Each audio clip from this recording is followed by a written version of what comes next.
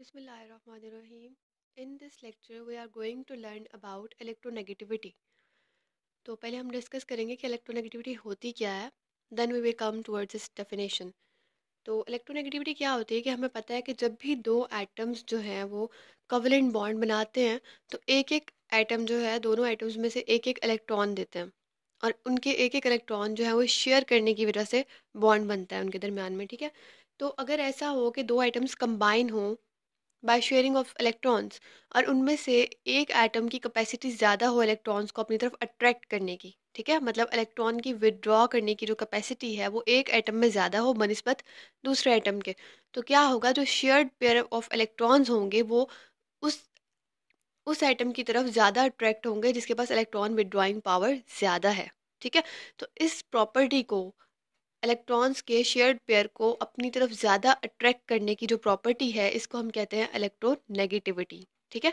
Coming towards इस definition, it is the ability of an atom to attract shared pair of electrons. क्या मतलब कि अगर हम ये वाला क्लोरीन क्लोरीन का कंसीडर करें, Cl2 का जो मॉलिक्यूल है, इसमें क्या है, क्लोरीन ने एक एटम दिया और इस वाले क्लोरीन ने एक एटम दिया. ठीक है. तो ये शेयर हुए हैं. अब यहाँ पर तो होमो एटॉमिक है, मतलब कि सेम एटम्स हैं. अगर डिफरेंट एटम्स हो लाइक HF है, तो इनमें से क्या होगा कि फ्लोरीन के पास जो है इलेक्ट्रॉन्स को अट्रैक्ट करने की कैपेसिटी ज़्यादा है. अब ऐसा क्यों है? क्योंकि फ्लोरीन के ऊपर न्यूक्लियर चार्ज बनिस्बत हाइड्रोजन के बहुत ज़्यादा है, तो ये इलेक्ट्रॉन्स को ज़्यादा अपनी तरफ अट्रैक्ट कर सकता है. और इसकी इस प्रॉपर्टी को हम कहेंगे इलेक्ट्रोनेगेटिविटी. तो अगर हम इसको कंसीडर करें तो हम कहेंगे fluorine is more electronegative than hydrogen. और एक जो होता है वो इलेक्ट्रोनेगेटिव होता है, तो जो जो जिसकी इलेक्ट्रोनेगेटिविटी कम होगी उसको हम कहेंगे ये इलेक्ट्रो पॉजिटिव है.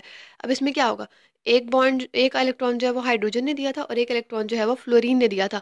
लेकिन क्या हुआ कि जो शेयर्ड पेयर था इलेक्ट्रॉन्स का वो ज़्यादा अट्रैक्ट किसकी तरफ हुआ हुआ है, फ्लोरीन की तरफ. इस वजह से जो हाइड्रोजन ने बॉन्ड दिया था वो फ्लोरीन के काफ़ी करीब आया हुआ है और ये फ्लोरीन का अपना इलेक्ट्रॉन है. ठीक है. तो मतलब इस तरह इलेक्ट्रॉन्स हमने शो किए हैं. अब हम देखते हैं होमो एटॉमिक मॉलिक्यूल्स क्या होते हैं. वो मॉलिक्यूल्स जिनमें एटम्स जो है वो सेम हो, लेकिन जैसे हाइड्रोजन हाइड्रोजन मतलब H2, O2, N2, Cl2, Br2. इसमें क्या है, डबल बॉन्ड में भी अगर आप देखें तो यहाँ पर एक ऑक्सीजन ने अपने दो इलेक्ट्रॉन्स शेयर किए हुए हैं, इस ऑक्सीजन ने भी अपने दो इलेक्ट्रॉन्स शेयर किए हुए हैं, तो डबल बॉन्ड बनाया हुआ है. ठीक है. तो यहाँ पर क्या होगा, इलेक्ट्रोनेगेटिविटी डिफरेंस जो है वो ज़ीरो होगा. ठीक है. क्यों? क्योंकि दोनों तो सेम आइटम्स हैं.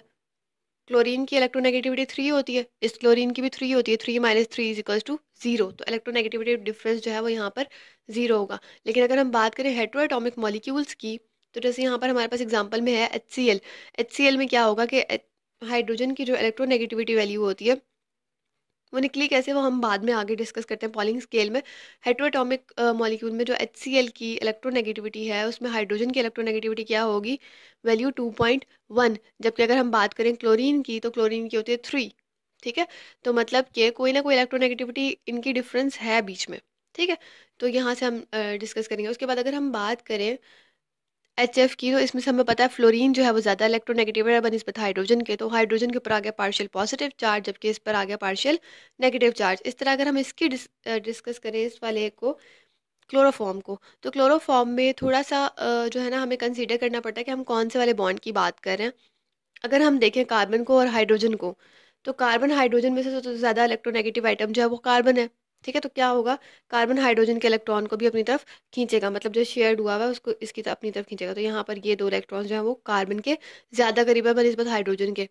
लेकिन अगर हम कार्बन हाइड्रोजन की नहीं बल्कि कार्बन और क्लोरीन की बात करें, तो कार्बन और क्लोरीन में से जो न्यूक्लियर चार्ज ज़्यादा होता है वो होता है क्लोरीन पर.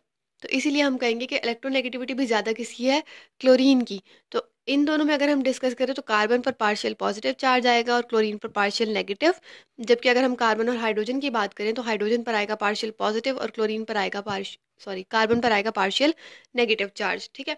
अब हम बात करते हैं कि हम इलेक्ट्रोनेगेटिविटी को पता कैसे लगाते हैं कि इलेक्ट्रोनेगेटिविटी क्या है. ठीक है. मतलब वैल्यू क्या है उसकी. तो इसके लिए पॉलिंग था एक साइंटिस्ट जिसने एक स्केल जो है वो पेश किया था. उसमें उसने क्या, उसको नाम दिया था पॉलिंग स्केल का. और पॉलिंग स्केल में क्या होता है हमारे पास कि दो पॉलिंग स्केल में हम एटम्स लेते हैं, मॉलिक्यूल्स लेते हैं जिन्होंने बॉन्ड बनाया होता है और उनकी इलेक्ट्रोनेगेटिविटी की वैल्यूज़ किस तरह फाइंड करते हैं कि हम उनकी बॉन्ड एनर्जी को देखते हैं. कंपेयर करते हैं बॉन्ड एनर्जीज़ को, अगर किसी भी आइटम की बॉन्ड एनर्जी ज़्यादा है, इसका मतलब है कि उसकी इलेक्ट्रोनेगेटिविटी भी ज़्यादा होगी। मतलब जब उसकी बॉन्ड एनर्जी ज़्यादा है, वो इलेक्ट्रॉन्स को ज़्यादा अट्रैक्ट कर रहा है, तो इसका मतलब उसकी इलेक्ट्रोनेगेटिविटी भी ज़्यादा है। इसकी हम एक एग्जांपल लेते हैं, फिर हमें बेहतर तौर पर समझ आएगी। फॉर एग्जांपल, हमारे पास HF का मॉलिक्यूल है और हमारे पास HCl का मॉलिक्यूल है।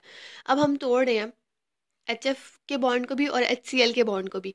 तो अगर दोनों को कंपेयर करें तो HF का जो बॉन्ड है वो टूटने के लिए उसकी एनर्जी जो होगी वो ज़्यादा चाहिए होगी, और HF का बॉन्ड जो है वो बहुत डिफिकल्ट होगा तोड़ना अगर हम दोनों को कंपेयर करें। और HCl का बॉन्ड जो है वो ईजिली ब्रेक डाउन हो जाएगा बनिस्बत HF के। ठीक है, तो मतलब जिसका बॉन्ड देर से ब्रेक हो रहा है, मतलब उसकी बॉन्ड एनर्जी ज़्यादा है। जिसकी बॉन्ड एनर्जी ज़्यादा होगी उसके अंदर ताकत ज़्यादा है कि वो इलेक्ट्रॉन को अपनी तरफ अट्रैक्ट करे। इसका मतलब है कि उसकी इलेक्ट्रोनेगेटिविटी भी ज़्यादा है। अगर HF को और HCl को हम कंपेयर करें तो इनमें से HF की बॉन्ड एनर्जी ज़्यादा है, तो इसीलिए हम कहेंगे कि HF की इलेक्ट्रोनेगेटिविटी भी ज़्यादा है। अब HF में और HCl में देखें, दोनों में H और H तो है, मतलब H तो दोनों में प्रेजेंट है। तो इसकी हम कहेंगे कि बॉन्ड एनर्जी जो है वो फिर F और Cl की वजह से चेंज हो रही है, या कम या ज़्यादा हो रही है, वो फ्लोरीन और क्लोरीन की वजह से। तो फ्लोरीन की अगर हम देखें तो 4 उसने बताई, पॉलिंग ने, और अगर क्लोरीन की देखें तो बताई 3। ठीक है, तो यहाँ से हमारे पास कुछ वैल्यूज़ आई, लाइक फ्लोरीन की 4, ऑक्सीजन की 3.2, क्लोरीन की 3, सोडियम की जो है वो 0.9, जबकि हाइड्रोजन की जो है वो 2.1, कार्बन की 2.5। ठीक है, इस तरह पर हमारे पास कुछ वैल्यूज़ आई। उसके बाद अगर हम बात करें यूनिट की, तो इलेक्ट्रोनेगेटिविटी का कोई भी यूनिट नहीं होता। क्यों नहीं होता? क्योंकि ये जो है एक्सपेक्टेड एक वैल्यू है, और उसमें क्या है कि डिफरेंस जो है दोनों वैल्यूज़ का, वो हम एक ही वैल्यू का डिफरेंस ले रहे हैं। मतलब एनर्जी की अगर हम जिस तरह एनर्जी की बात करते हैं, तो ऊपर भी बॉन्ड एनर्जी है और नीचे भी बॉन्ड एनर्जी है, तो वो एक कैंसिल हो जाएंगी, तो ये यूनिट लेस है। फिर अगर हम बात करें इसकी फैक्टर्स की, जो फैक्टर्स जो इफेक्ट कर रहे होते हैं इलेक्ट्रोनेगेटिविटी को, तो उसमें 3 फैक्टर्स आते हैं: एटॉमिक रेडियस, न्यूक्लियर चार्ज और शील्डिंग इफेक्ट।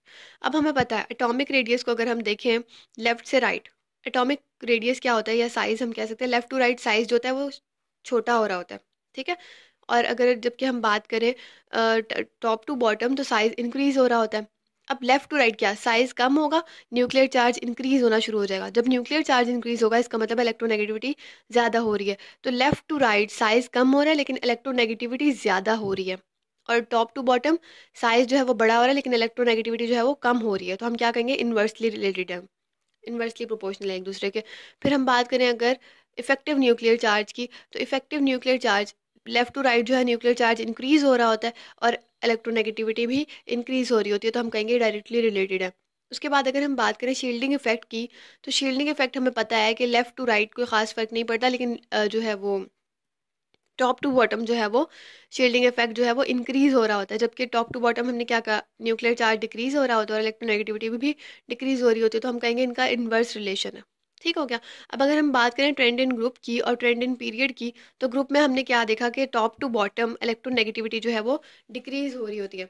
तो यहाँ पर हम लिख देते हैं कि टॉप टू बॉटम क्या है हमारे पास, इलेक्ट्रोनेगेटिविटी जो है वो डिक्रीज हो रही होती है। क्यों डिक्रीज हो रही होती है?